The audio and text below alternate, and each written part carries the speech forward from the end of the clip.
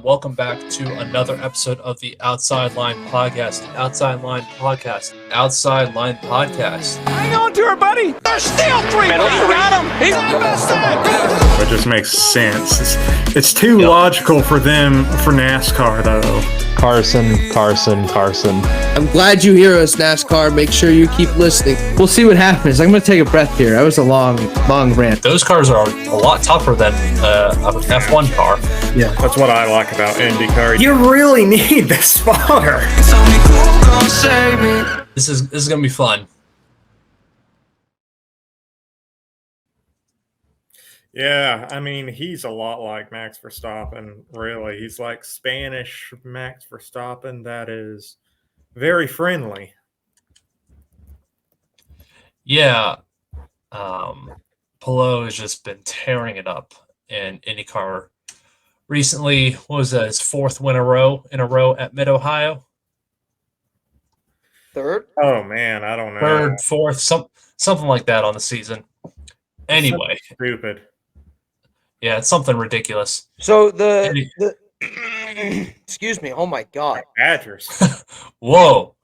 Palou has won 3 in a row and 4 out of the last 5. So when you date all the way back to the Indianapolis Grand Prix, won by Palou, and then Newgarden won the Indy 500, and then Detroit, Alex Palou, Road America, Alex Palou, and then Mid-Ohio, Alex Palou. So he's 4 out of the last 5. Pretty insane for him so far. And he's just taking over the IndyCar scene right now. And I think it's interesting because, you know, his achievement right now, these 3 in a row, is almost more – it's almost more what's the word I'm looking for? Dominant? Yeah, I don't know if I want to say dominant, but it's more impressive.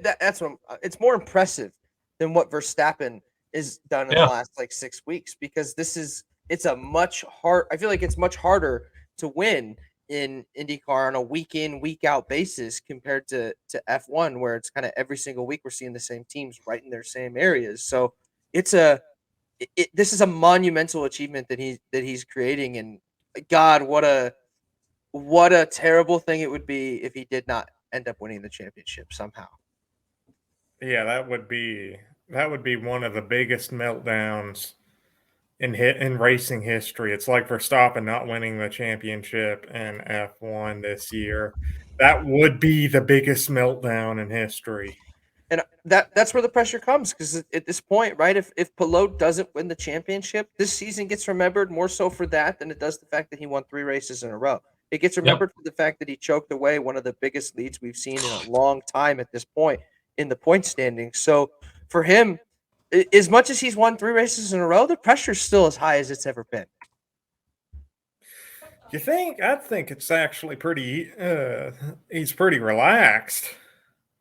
Well, I think he's relaxed. I think it's one of those things where you got to keep your foot on.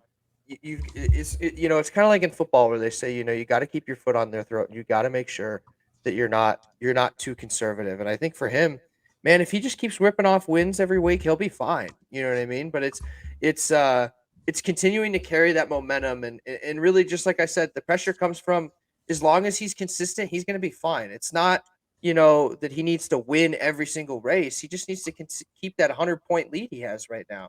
As long as he can keep that for a few more weeks, he's going to be just fine. But it's important for him to not fall off the wagon at this point, because we don't need to see the biggest choke we've seen in the sports history. It would not be good. So really, all I'm saying is, as long as he keeps finishing top 5, top 10, there's not a ton for him to worry about. He should be just fine. He's got a large enough lead. If he's consistent for the rest of the year, if he Ryan Newmans it, he's going to be fine. To put this in perspective, Palou has a 110-point lead over Dixon with how many more races? 8, if that? It's 8, slightly, 9. Yeah. Okay. Is he eligible for a super license? That's a good question. Well, do you remember the whole debacle with Ganassi last year with him and I forgot who the team was, but It was Ganassi and somebody It else. was McLaren, that- wasn't it? I think it was McLaren that somebody or that Ganassi put out a press statement early without Palou's approval, and he said he didn't sign a contract extension for this year. And reports were saying that he was going to be going to McLaren. So I think he is super license eligible. You think we see him in F1 within the next couple of years? Do you think they'll let him go?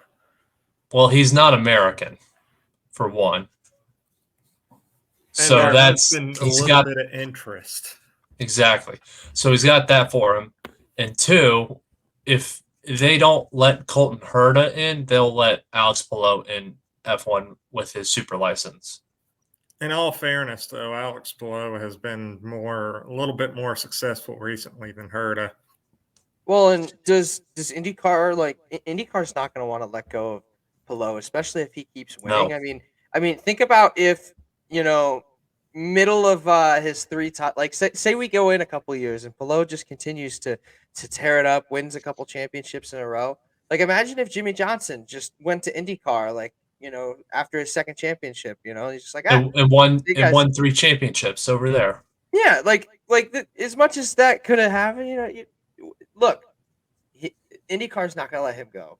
They're going to be very No. stingy about it. But at the same time, with him being a non-American born driver, I'm not going to be any bit surprised if he ends up in F1 one day. It just depends on what kind of car he gets, how competitive is he going to be. I think that's kind of what would make it. That's what would really make the deal worth it to him. Is he going to be in a somewhat competitive car or not? But at the same time, he's able to push right now when maybe he doesn't have the best car and really get some better finishes, and maybe that aspect gets taken away. Maybe there's things he doesn't like about F1 that he's learned about IndyCar. You never know, but I think he'd be solid in F1 if he gave it a shot. Too, is the pull for F1 is very strong because, of course, everybody wants to race in F1. Every driver at least thinks about it. Yeah, I think the pool's really strong. We're all three of us are in the pool. We're F1 free agents, if you will. Oh yeah, totally. It's on my resume. Listen. It says I'm an F1 and an NFL free agent. So, and technically I am. A team can sign me at any point if they'd like. I mean, Listen, I couldn't do any worse job at the Ferrari strategy department as they are. Listen, I think you'd be way better. If Brad Pitt can get his super license, we can. Exactly. True. Brad Pitt looked great on the grid this weekend. By the way, I loved the photos. They're so meme worthy, and it's lovely. I'm a big I like Brad Pitt. I like Brad Pitt movies. If you haven't seen Bullet Train, please check it out. It's on Netflix. One of my favorite movies of all time. Please watch. Another thing about Palou is if Andretti is successful in getting into F1, which we're supposed to get news at some point this week, or not this week, this month, maybe I'm thinking probably next week. If they are successful at going into F1, will he move to Andretti, and will Andretti take him with him to F1? I don't know. It's one of those things that'd that make an easy transition. well, it's also one of those things where I don't think Ganassi would let him go because he's winning championships for Ganassi, and he's on route for a second championship in 3 years for Ganassi. So it's one of those deals where Chip has a say in this, but I don't know if Andretti does go to F1. I think they would bring Colton Herta with them. I don't know who their second driver would be. I would think they would, but at the same time, Colton Herta hasn't been great lately. Maybe, like, if it was to happen next year, do you think? I think it could be Roman Grosjean and Colton Herta, Alexander Rossi's in McLaren now, isn't he? I was thinking at first could be Rossi and Grosjean because they both have F1 experience, but now Rossi is in McLaren now. But I'd say Herta and Grosjean if it were to happen next year. I don't see Grosjean going back to F1 because he seems like he's having more fun in IndyCar than he's ever had in F1. That's true. Despite the bad luck. And he's smiling a lot in all the things that I've seen. Where he didn't do that when he was younger in F1. So I'll say this: while we were sitting here, I did find an article that does talk about the possibility of Alex Palou going to F1, and so the guy that ended up breaking the news that Checo's spot is maybe on the hot seat. The guy that talked about Nick DeVries possibly being on the hot seat and being done very, very quickly by the break, if you will. So he's also said that there are rumors that Alex Palou could go over to F1 next year, and who knows? But I think you've got to look at it from what's tough too. He's 26. He is like, I think we've seen in F1 some of those older guys like DeVries. Their leash is a lot shorter than some of those younger guys. They're more willing. A lot of these teams are more willing to give these younger guys a couple of years, see if they're going to, be able to create some magic. But if you're, 26, 27, 28, you're usually at that point where it's like, okay, like we need you to produce and we need you to produce now. So expectations are going to be really high for him if he goes over there. So he's got to then make that decision of, do I want to continue to try and make championships, or do I want to go somewhere where expectations are exceedingly high and maybe never win a race? Yeah, to me personally, for drivers, it just doesn't make sense to go into F1. Yeah, the pool is there, right. But unless you're going to be in a Red Bull or a Ferrari, Mercedes, then there's no reason to go over there. No, because most likely, if you even have a little bit of skill, you're going to be remembered as a mediocre driver or a back marker. Yeah. With that being said, how are we feeling about the Streets of Toronto? Are we excited? I don't know because I can't watch it because it's going to be on Peacock. It should be on USA. I'm salty. Yeah. Did you see what I said last week? I was very salty, man. Mason knows how salty I was. We need to get this man a Peacock subscription immediately. I'm cheap. I don't blame you. Let's see. So, for IndyCar at Toronto. Toronto. Oh, look at that. Oh, my God. Only race it is the rest on of the Peacock. year that is only on Peacock. That is so sad, bro. I'm so That sorry. is bull. It's because they have the Cup race on USA. I thought it was because they're in Canada and they're what is weird legal on thing. NBC this Sunday? Better be something good. It's probably golf. I'll throw a golf ball at them. It might be golf. They usually have golf on Sundays, and golf's They do. I think they've been having the finals lately. Or it could be the early MLB game that Sunday because they've been having the early. So early no, games on no, NBC. no. Is it not golf? No, this is a problem. So here we go. What time's the IndyCar race on? I think it's 3 o'clock, isn't it? 1:50, I think. I thought I saw 1:50. Eastern time? Let me look. And what time's the Cup race on? Because I just wanted to point out that somebody needed in that scenario, this is all because somebody was not willing to give or take. Because golf is on from 11:30 till 3, and at 3 o'clock, NBC is playing paid programming. Okay? Oh, good Lord. Had NASCAR have just pushed their start time back, because I'm sure they start at 2:30. So that's why IndyCar has to be on Peacock. 2:30. Yep. Had they pushed that back a little bit, right? Maybe 4:30, right? They can be on NBC after golf. And Why? Why? I can tell you that. It's because they want to sell Peacock subscription. Mm-hmm. Well, it's really working because Chris, aren't you gonna buy a Peacock subscription this week? Hell no. I won't do it for the principle of it.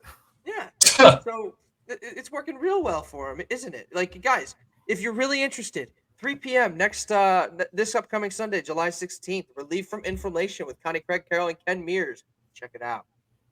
So the thing with TV is like, especially this is where I get really angry, like during the football season, is like they limit the amount of games that you are allowed to see on live TV. So like I'll have a Fox game on in the morning, and then there are games literally on Fox in the afternoon, and they're like, here, you can watch paid programming.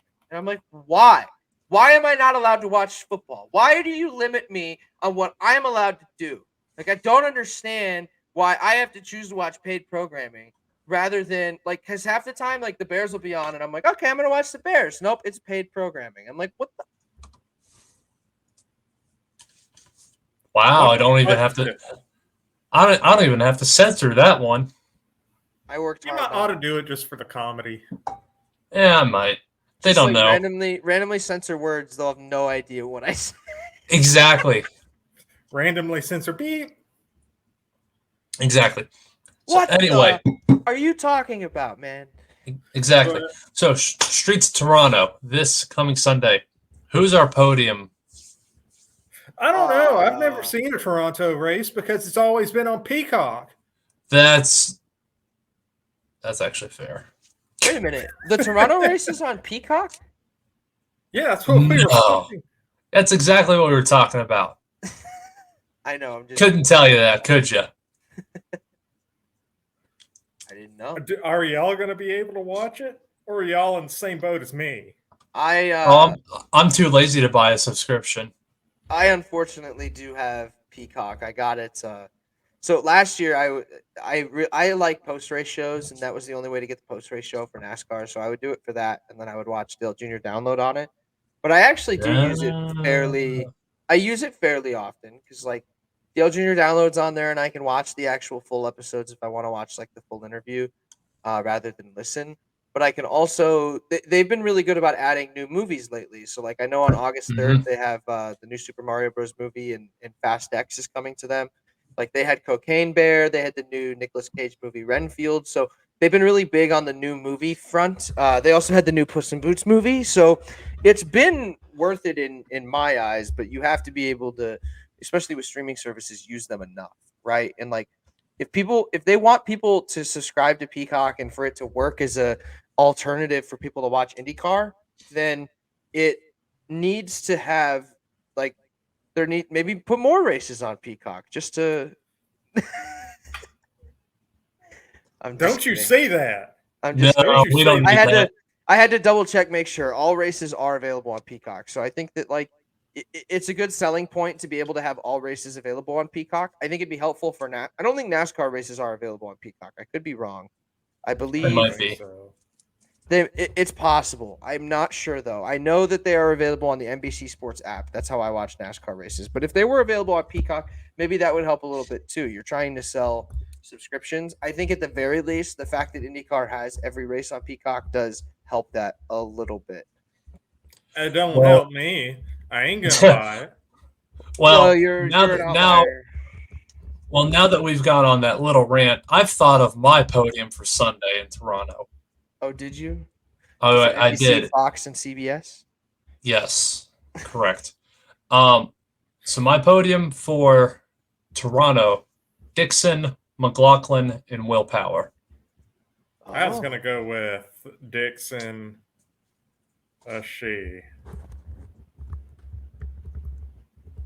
Dixon. I don't know, Mason. You go. I need to think about this. Okay. I'm gonna go with. Give me Marcus Ericsson, top of the board. Okay, he had a bad week last week, but I think he can come back. Give me Scott Dixon number 2. Give me Alex Palou number 3. I'm Okay. going. Let's see. Dixon.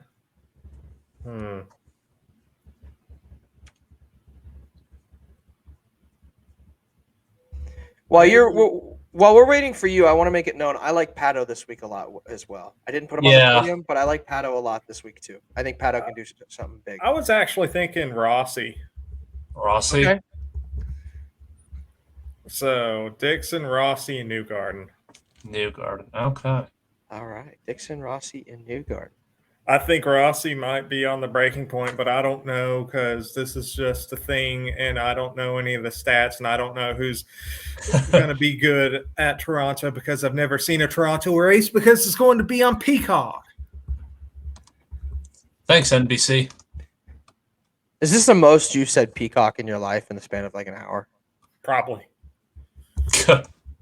I've seen a peacock once. I was at the vet with my old dog once, and some guy with a peacock just walked into the vet's office, and literally the whole room saw the peacock, and they were like, "Ooh!" I was really expecting you to say I saw a peacock at the zoo, not just at the Solid. vet. Just like I was having a normal day, walked into the vet, with my dog, and in comes this peacock, and It's like, who the heck is this guy? yeah, I did see a baby kangaroo at school once, though. Jesus. It's like the iCarly scene when he walks in the elevator with the ostrich, and they're just like, "What are you doing?" And he's like, drinking a smoothie. And there's an ostrich standing next to him, and they're like, "What's that?" And they're like, "Oh, smoothie." I know exactly what you're talking about.